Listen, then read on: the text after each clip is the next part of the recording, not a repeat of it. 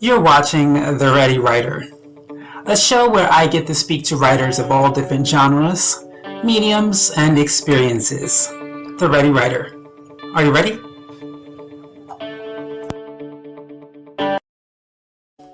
Welcome to The Ready Writer. I am your host, and we continue today's discussion from yesterday's Healthy and Wealthy Conversations with Tim Eggebraaten. Let's get the show started.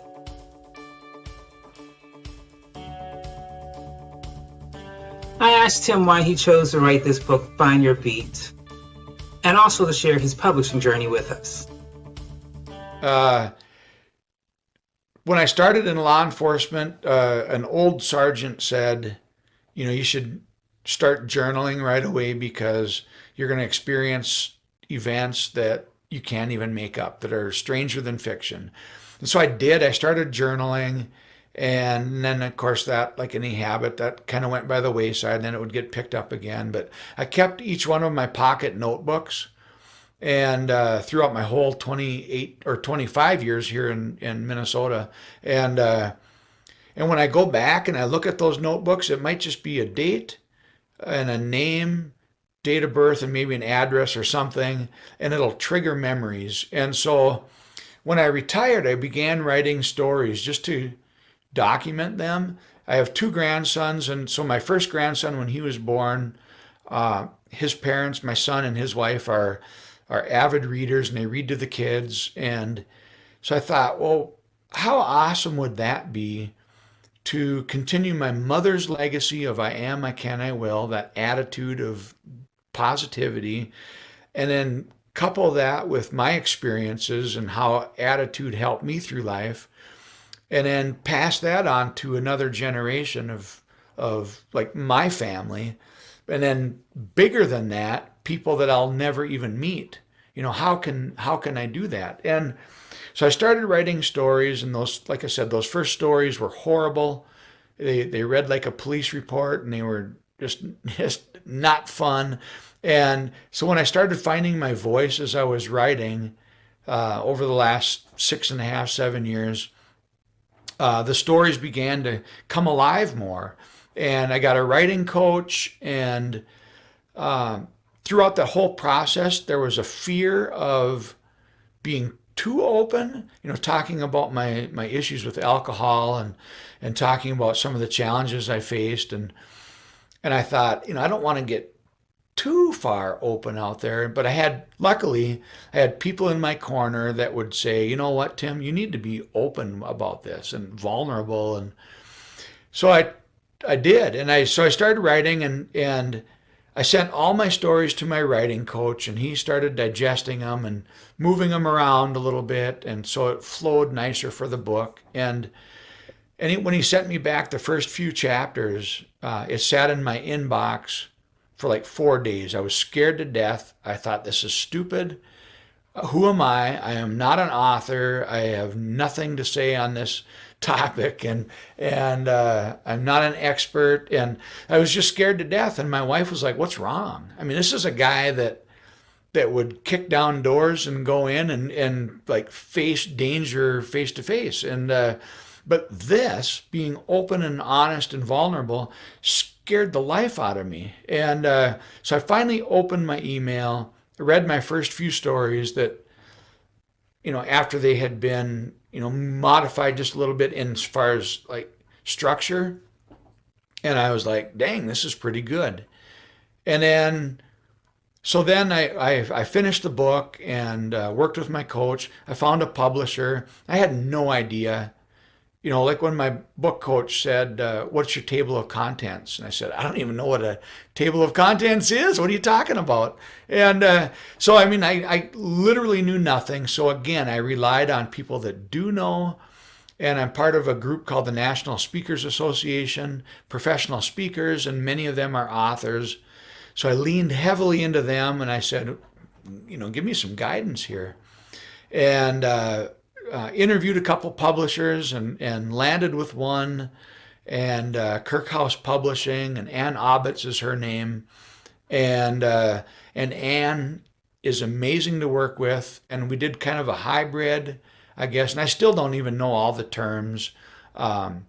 so it's available on Amazon, and my first book signing was at a Barnes and Noble, and I was like, dang, this is like the big time, and it was awesome. And so every corner I'm going around is something new, exciting, scary, challenging, but like fun. And I'm going into it like head first, just thinking, let's just do this. When I got my first, I think she called it a draft copy. I got it in the mail, and my wife and I were in Arizona in the winter, and just like getting away from the cold winter, and I got it in the mail, and I wasn't expecting it to have a cover on it.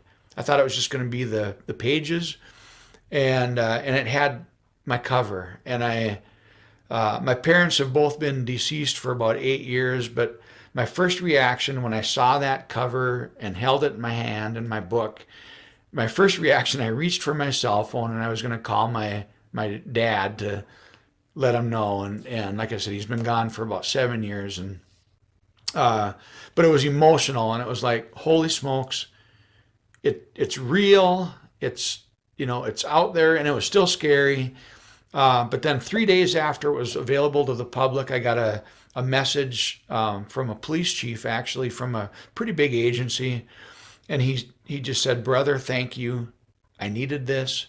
And I'm like, I'm done. If I don't ever sell any books, just that one reaction. And since then, I've had just reactions from so many people. And so it was well worth it. All the fear that I had put into it, that I had dreamt up myself, ended up being, just like most of our fears, frivolous. It was, none of them came to reality. I'm still waiting for that horrible review from somebody, some troll online to say, "Well, you're an idiot," and I'm waiting for it.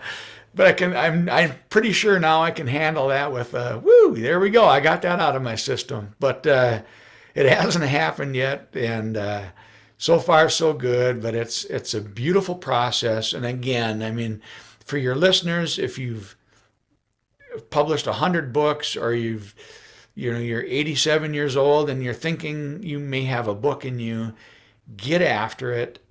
Do it now, because it's even if nobody reads it, I don't know. It's just something about getting it onto paper, holding it in your hands, and it's a powerful experience.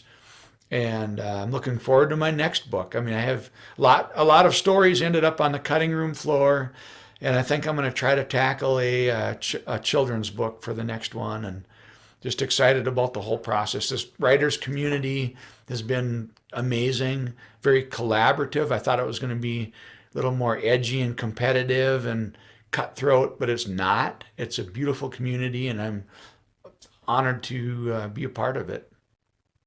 I asked him about his publishing journey and what he learned that he can share with aspiring authors. Get help, right away.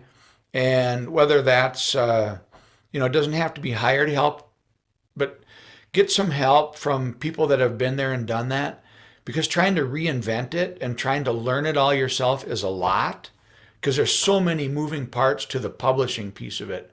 That's after you get it written, but even during the writing phase, I would suggest, being part, like our public library here has a writers group that meets every month.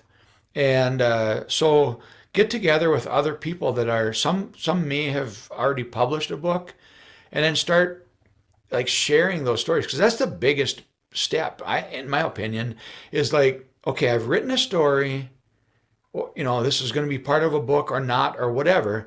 And then, hey, would you read my story? And then give me some feedback. And that takes a lot of gumption to do that. And it's a big step. And so I think when you do that and you start surrounding yourself with other like-minded people, not necessarily that think like you, but other people that are kicking around the idea of writing a story or a book. And you'll find that when you get into that community, that you start learning different things. And then also reading. I never started reading for fun till about 7 years ago, and